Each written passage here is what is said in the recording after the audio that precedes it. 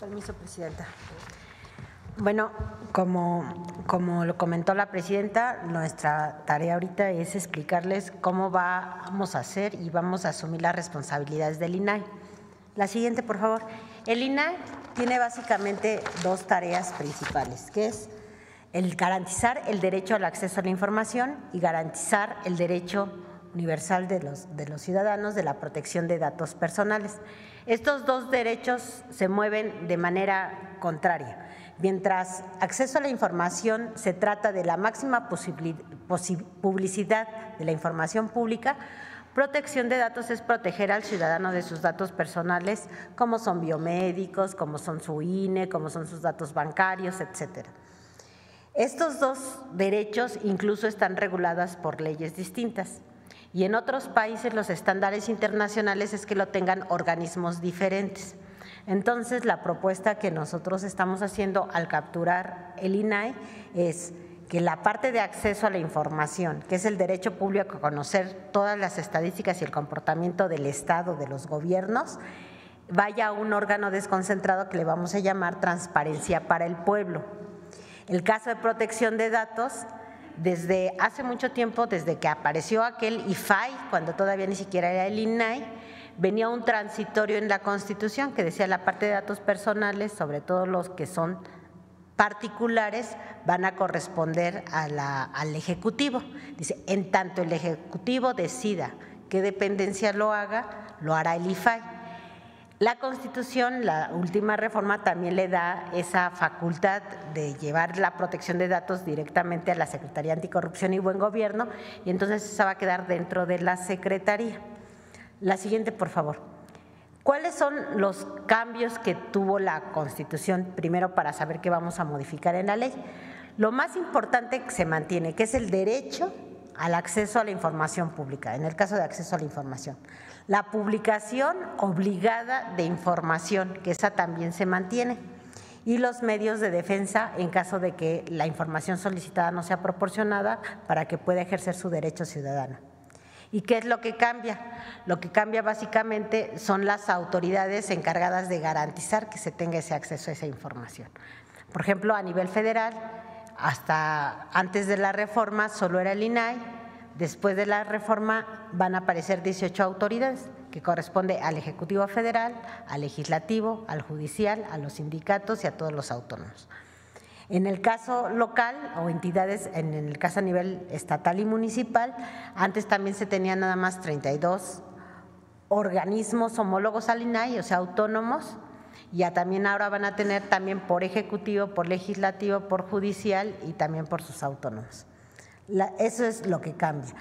La siguiente, nosotros estamos convencidos y plenamente de que se tiene que garantizar y mantener el derecho a la información, por lo tanto no se restringe ni se limita nada de lo que ya ha sido público en información. Se mantienen todas las obligaciones que existen hasta ahorita y además se amplía la obligación de mantener informado a la ciudadanía para seguir informando al pueblo. En el caso de datos personales, también se garantiza la protección de los datos personales, no solo los que tenemos los entes públicos que somos sujetos obligados, sino también los que tienen las empresas, decíamos, como los bancos, etcétera, ¿no? Se mantiene la verificación del cumplimiento de las obligaciones y los medios de defensa de los ciudadanos. ¿Qué es lo que cambia? Lo que cambia, al igual que en el caso de acceso a la información, en lugar de tener un organismo garante, a nivel federal ahora vamos a tener 16, decíamos, por los poderes legislativo, judicial, los autónomos, partidos políticos, y a nivel local lo mismo. En el caso de datos personales en posesión de particulares, se mantiene lo que siempre se ha mantenido, que es la regulación, y se mantiene a nivel federal y lo hace la Secretaría de Anticorrupción y Buen Gobierno. La siguiente, por favor. Entonces, en el esquema actual, digamos, estaban permitidos hasta 7 comisionados y obviamente al volverse un órgano menos dispendioso, pues nada más vamos a tener un titular y entonces de 7 pasamos a 1. Hay homólogos en el INAI a nivel que son los que revisaban los municipios. Ahora, en la propuesta de ley nosotros proponemos que sean las autoridades del Ejecutivo local los que ayuden a los municipios, esto es conociendo y sabiendo que los municipios no tienen la infraestructura suficiente ni los recursos, también sean apoyados y arropados, no solo por el Estado, sino también a nivel federal. Y ahorita vamos a decir cómo, que es el siguiente paso, la Plataforma Nacional de Transparencia.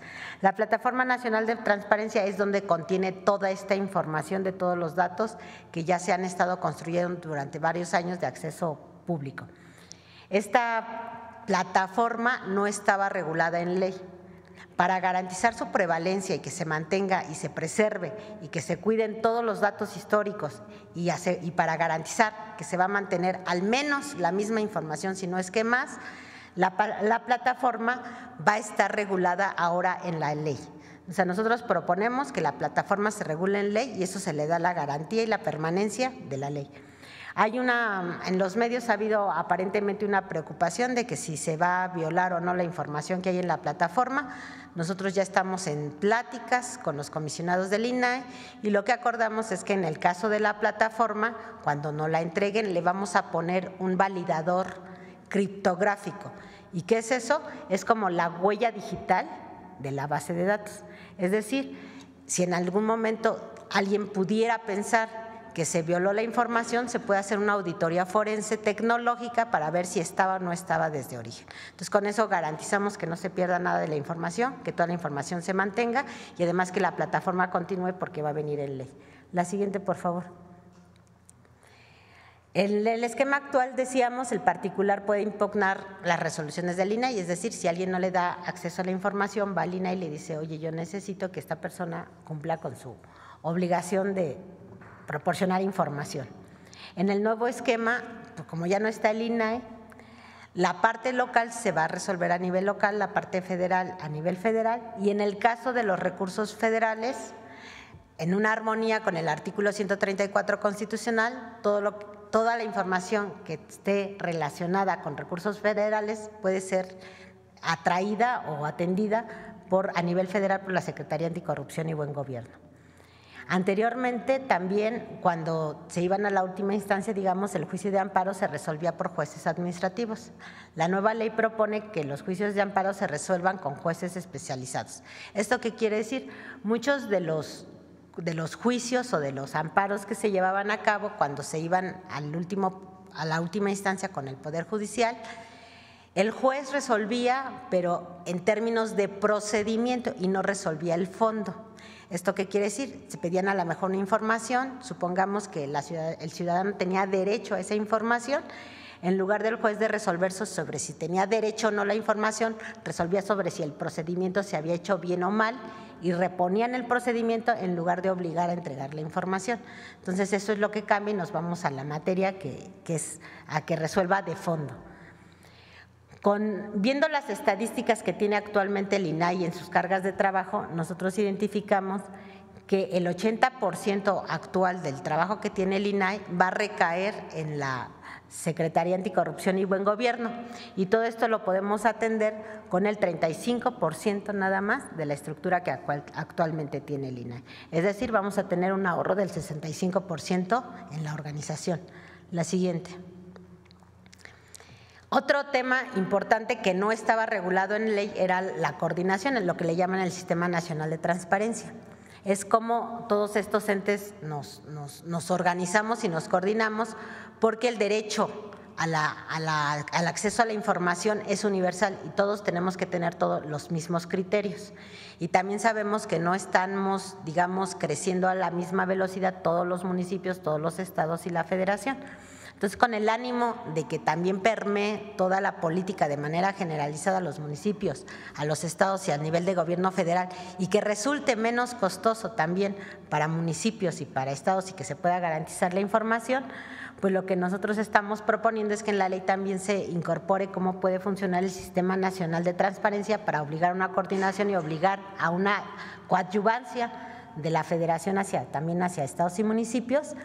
Y actualmente, que está regulado en lineamientos internos del INAI, el Sistema Nacional tiene 36 integrantes y se está proponiendo mantener la coordinación. Como es un poco más amplio, van a ser ahora 40, pero además vamos a agregar los sistemas porque también en las entidades federativas, pues en lugar de haber uno va a haber más. Entonces vamos a tener subsistemas por entidad federativa, donde cada subsistema va a estar presidido por el Ejecutivo local.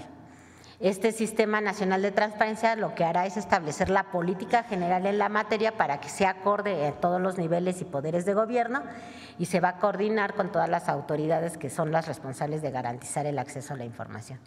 La siguiente, por favor.